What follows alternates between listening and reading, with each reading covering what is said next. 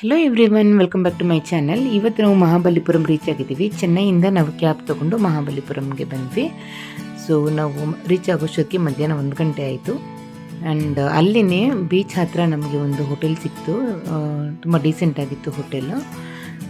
1 room and ಹೊರಗಡೆ ಎಲ್ಲ ನೋಡಿ ಈ ಥರ ಕುತ್ಕೊಳ್ಳೋಕ್ಕೆಲ್ಲ ಸಿಟ್ಟಿಂಗ್ ಏರಿಯಾ ಇತ್ತು. ಮತ್ತು ಇದು ಒಂದು ಹಾಲ್ ಮತ್ತು ಅಟ್ಯಾಚ್ಡ್ ಬಾತ್ರೂಮ್ ಇದೆ. ಇತ್ತೀಚೆಗಷ್ಟೇ ಈ ಹೋಟೆಲ್ನ ರಿನೋವೇಟ್ ಮಾಡಿದ್ರಂತೆ, ಹಾಗಾಗಿ ತುಂಬ ಚೆನ್ನಾಗಿತ್ತು. ಬೆಳಿಗ್ಗೆ ತಿಂಡಿ ಮಾಡಿ ಹೊರಟಿದ್ದು, ತುಂಬ ಹೊಟ್ಟೆ ಹಸಿತ ಇತ್ತು ನಮಗೆ. ಹಾಗಾಗಿ ನಾವು ಫಸ್ಟು ಊಟಕ್ಕೆ ಬಂದ್ವಿ. ಎದುರುಗಡೆನೇ ಬ್ಯಾಂಬಿನೋ ರೆಸ್ಟೋರೆಂಟ್ ಅಂತ ಇತ್ತು. ಅಲ್ಲಿ ತುಂಬ ಚೆನ್ನಾಗಿತ್ತು ಸೀ ಫುಡ್ ಊಟ. ಅದು ಬೀಚ್ ವ್ಯೂ ಆಗಿತ್ತು ನಮಗೆ. ಅದಾಗಿದ ತಕ್ಷಣ ನಾವು ಒಂದು ಹಾಫ್ ಆನ್ ಅವರ್ ರೆಸ್ಟ್ ಮಾಡಿ ನಾವು ಬೀಚಿಗೆ ಬಂದ್ವಿ. ಬೀಚಲ್ಲಿ ಸ್ವಲ್ಪ ಹೊತ್ತು ಆಟ ಆಡ್ತಾಯಿದ್ವಿ. ನನ್ನ ಮಗ ಅಂತೂ ಫಸ್ಟು ಅಂತಿದ್ದ ಹೋಗಬೇಕು ಬೀಚಿಗೆ ಅಂತ ಆಟ ಇಡ್ತಿದ್ದ. ಹಾಗಾಗಿ ನಾವು ಫಸ್ಟ್ ಬೀಚಿಗೆ ಹೋದ್ವಿ. ಅದಾದಮೇಲೆ ಅಲ್ಲೇ ಹಾರ್ಸ್ ರೈಡ್ ಇತ್ತು. ಬೇಜಾರಾಗ್ತಿತ್ತು ಇಬ್ಬರಿಬ್ರು ಕುತ್ಕೊಂಡು ಹೋಗಬೇಕು ಅಂತ. ಬಟ್ ಸ್ಟಿಲ್ ಇವನು ಮಗ ಕೇಳ್ತಿದ್ದ ಹೋಗಬೇಕು ಅಂತ. ಹಾಗಾಗಿ ಇದನ್ನ ಮುಗಿಸಿದ್ವಿ. ಬೀಚ್ ಆಟ ಮತ್ತು ಹಾರ್ಸ್ ರೈಡ್ ಎಲ್ಲ ಆದಮೇಲೆ ಹಾಗೆ ಹೊರಗಡೆ ಬಂದ್ವಿ. ಜ್ಯೂಸ್ ಮತ್ತು ಸ್ನ್ಯಾಕ್ಸ್ ಏನಾದರೂ ಬೇಕು ಅಂತ ಮಗ ಅಂತಿದ್ದ. ಹಾಗಾಗಿ ಹಾಗೆ ಒಂದು ವಾಕ್ ಆಗುತ್ತೆ ಅಂತ ಬಂದ್ವಿ. ನೂಡಲ್ಸ್ ತೊಗೊಂಡಿದ್ವಿ ಇವನಿಗೋಸ್ಕರ ಅಂತ. ಇವನು ಎಷ್ಟು ಪೇಷನ್ಸ್ ಇರಲಿಲ್ಲ ಅಂದರೆ ಅವನಿಗೆ ಅಷ್ಟು ಹಸುವಾಗಿತ್ತು. ಕೈಯಲ್ಲೇ ತಿನ್ನೋಕ್ಕೆ ಸ್ಟಾರ್ಟ್ ಮಾಡ್ದ. ನೋಡಿ ಹೇಗೆ ನೋಡ್ಕೊಂಡು ತಿಂತಾ ಇದ್ದಾನೆ ಅಂತ. ಅದಾದಮೇಲೆ ಹಾಗೆ ನಾವು ವಾಕ್ ಹೋದ್ವಿ. ಇಲ್ಲಿ ನಾವು ತುಂಬ ಈ ಕಲ್ಲಿಂದ ಮಾಡಿರುವಂಥ ಸ್ಟ್ಯಾಚ್ಯೂಸ್ನ ನೋಡ್ಬೋದು. ಇಲ್ಲಿ ನೋಡಿ ಆಮೆಗಳು ಎಷ್ಟು ಚೆನ್ನಾಗಿ ಮಾಡಿಟ್ಟಿದ್ದಾರೆ. ಸೊ ನಾವು ತುಂಬ ರೀತಿಯ ದೇವ್ರ ಸ್ಟ್ಯಾಚು ಆಗಲಿ, ಈ ಮನೆಗೆ ಬೇಕಾಗಿರುವಂಥ ಕುಟ್ಟುವಂಥದ್ದು ಎಲ್ಲ ಇರುತ್ತಲ್ವ, ಅಂಥದ್ದಾಗಲಿ, ಶೋ ಪೀಸ್ ಆಗಲಿ ಅಂಥವೆಲ್ಲ ನಾವು ತುಂಬ ನೋಡ್ಬೋದು. ಇದರಲ್ಲಿ ಕೆಲವೊಂದು ಮಿಷಿನ್ ವರ್ಕ್ ಕೂಡ ಇದೆ. ಮತ್ತು ಮುಕ್ಕಾಲಷ್ಟು ಇದರಲ್ಲಿ ಹ್ಯಾಂಡ್ ಮೇಡೇನೆ ಎಲ್ಲನೂ. ನೋಡಿ ದೇವ್ರ ಸ್ಟ್ಯಾಚುಗಳು ಎಲ್ಲನೂ ಇತ್ತು. ಒಂದು ಸ್ಮಾಲ್ ಶಾಪ್ ಮನೆ ಹತ್ರ, ಅಂದರೆ ರೂಮ್ ಹತ್ರ ಇರೋ ಶಾಪ್ಗೆ ಹೋಗಿದ್ವಿ. ಅಲ್ಲಿ ಜಸ್ಟ್ ನೋಡ್ತಾ ಇದ್ದೆ ನೈಟು. ವಿಗ್ರಹಗಳು ಎಲ್ಲನೂ ತುಂಬ ಚೆನ್ನಾಗಿ ಕೆತ್ತನೆ ಮಾಡಿ. ನೋಡಿ ಇದು ಅಗರಬತ್ತಿ ಸ್ಟ್ಯಾಂಡ್ ಅಂತೆ. ನಾವು ಧೂಪನೂ ಇಡ್ಬೋದು, ಮಲ್ಟಿಪರ್ಪಸ್ ಥರ ಅಗರಬತ್ತಿ ಇದು ಕೂಡ ಇಡ್ಬೋದು. ಮತ್ತು ನೋಡಿ ಅವರು ತಾತ ಕೈಯಿಂದ ಮಾಡಿರೋ ಕೃಷ್ಣನ ಸ್ಟ್ಯಾಚು ಇದೆಲ್ಲ. ಅವ್ರೇನು ಎಷ್ಟು ಏಜ್ ಆಗಿದೆ ನೋಡಿ, ಆದರೂ ಕೂಡ ಅವ್ರಿಗೆ ಅಷ್ಟು ಪೇಷನ್ಸಿಂದ ಅವರು ಇದೆಲ್ಲ ಮಾಡಿದ್ದಾರೆ. ಸೊ ಆ ಊರಲ್ಲಿ ತುಂಬ ಜನ ಇದೇ ಥರ ಕಲೆಗಾರನ ನಾವು ನೋಡ್ಬೋದು.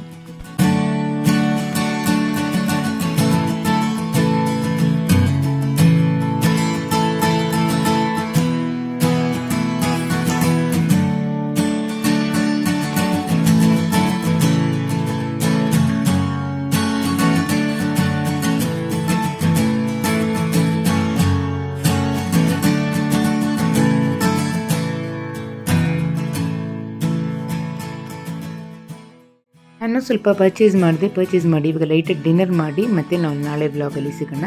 ಬಾಯ್. So good morning everyone. ಇದು ನೆಕ್ಸ್ಟ್ ಡೇ. ನಾವು ಇವತ್ತು ಅಲ್ಲಿ ಸೈಟ್ ಸೀಯಿಂಗ್ಗೆ ಹೋಗ್ತಾ ಇದ್ದೀವಿ. ಬನ್ನಿ ನಮ್ಮ ಜೊತೆ. ನೋಡಿ ಅದೇ ರೋಡಲ್ಲಿ ಮತ್ತೆ ನಾವು ತುಂಬ ಸ್ಟ್ಯಾಚ್ಯೂಸ್ನ ನೋಡಿದ್ವಿ.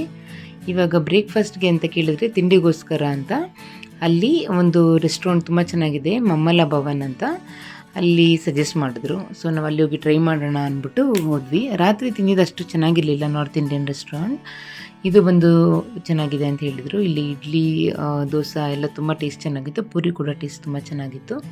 ಸೊ ನೀವು ಇಲ್ಲಿಗೆ ಬಂದರೆ ಅದೇ ಮಮಲ ಭವನ್ ಅಂತ ವೆಜ್ ರೆಸ್ಟೋರೆಂಟ್ ಪ್ಯೂರ್, ಅದು ಅಲ್ಲಿ ಹೋಗ್ಬೋದು. ತಿಂಡಿ ಮುಗಿಸಿ ನಮ್ಮ ಪ್ರಯಾಣ ಸ್ಟಾರ್ಟ್ ಆಯಿತು ಸೈಟ್ ಸೀಯಿಂಗ್ಗೆ. ಸೊ ನಾವು ಫಸ್ಟ್ ಬಂದಿದ್ದು 5 ರಥಾಸ್ ಅಂತ ಟೆಂಪಲ್ಲು. ತುಂಬ ಹಳೆ ಟೆಂಪಲ್ ಇದು. ಎಲ್ಲ ಪಕ್ಕದಲ್ಲಿದೆ. ಆಲ್ಮೋಸ್ಟ್ ಒಂದು 1.5 ಕಿಲೋಮೀಟ್ರಲ್ಲಿ ನಾವು ಅಲ್ಲಿ ಇರೋ ಸುತ್ತಮುತ್ತ ಇರೋ ದೇವಸ್ಥಾನಗಳನ್ನ ಕವರ್ ಮಾಡ್ಬೋದು. ನಾವೊಂದು ಆಟೋ ತೊಗೊಂಡು ಬಂದ್ವಿ. ಏನಕ್ಕಂದರೆ ಸಿಕ್ಕಾಪಟ್ಟೆ ಬಿಸಿಲಿತ್ತು. ಆ ಬಿಸಿಲಲ್ಲಿ ನಾವು ನಡೆಯೋಷ್ಟೆಲ್ಲ ಸೀನ್ ಇರಲಿಲ್ಲ. ಹಾಗಾಗಿ ನಾವು ಆಟೋ ತೊಗೊಂಡು ಆಟೋಲ್ಲಿ ಬಂದ್ವಿ. ಎಷ್ಟು ಚೆನ್ನಾಗಿ ಮಾಡಿದ್ದಾರೆ ನೋಡಿ, ನಮಗಂತೂ ತುಂಬ ಇಷ್ಟ ಆಯಿತು. ಬಿಸಿಲು ಸ್ವಲ್ಪ ಕಡಿಮೆ ಇದ್ದಿದ್ರೆ ಸ್ವಲ್ಪ ಟೈಮ್ ಸ್ಪೆಂಡ್ ಮಾಡ್ಬೋದಾಗಿತ್ತು. ನಮಗೆ ಬಿಸಿಲು ತುಂಬ ಆಗಿರೋದ್ರಿಂದ ನಾವು ತುಂಬ ಫಾಸ್ಟಾಗಿ ನೋಡಿಕೊಂಡು ಹೋಗಬೇಕಾಯಿತು. ಅದು ಮುಗಿಸ್ಕೊಂಡು ಅದರಿಂದ ಒಂದು 500 ಮೀಟರ್ಸಲ್ಲಿ ಒಂದು ಲೈಟ್ ಹೌಸ್ ಇದೆಯಂತೆ. ತುಂಬ ಹಳೆ ಲೈಟ್ ಹೌಸ್ ಇದು. ನಾವು ಇಲ್ಲಿಗೆ ಬಂದ್ವಿ. ನೋಡಿ ಇಲ್ಲಿಂದ ನಡ್ಕೊಂಡು ಹೋಗಿ ನನಗಂತೂ ತುಂಬ ಸುಸ್ತಾಯಿತು. ನಾನು ಇಲ್ಲೇ ಕೂತ್ಕೊಂಡೆ. ನನ್ನ ಮಗ ಮತ್ತು ನಮ್ಮ ಮನೆಯವ್ರು ಮಾತ್ರ ಮೇಲ್ಗಡೆ ಹೋಗಿದ್ದರು.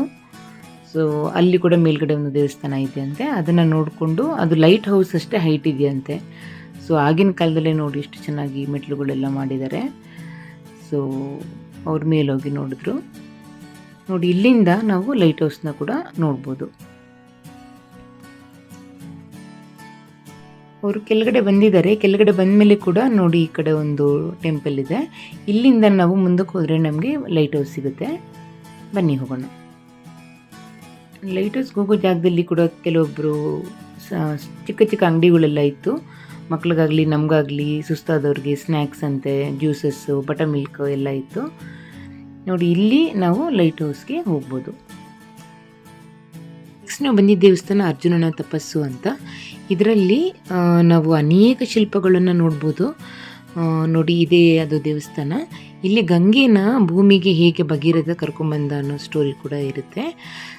ಸೊ ಇದರಲ್ಲಿ ನಾವು ಅನೇಕ ಶಿಲ್ಪಕಲೆಗಳನ್ನ ನೋಡ್ಬೋದು.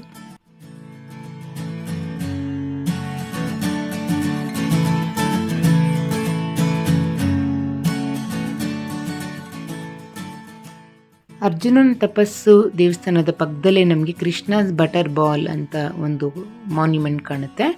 ನೋಡಿ ಇದು ಬಂದು ತುಂಬ ಗುರುತ್ವಾಕರ್ಷಣೆಗೆ ವಿರುದ್ಧವಾಗಿ ನಿಂತಿರೋ ಥರ ಇದೆ.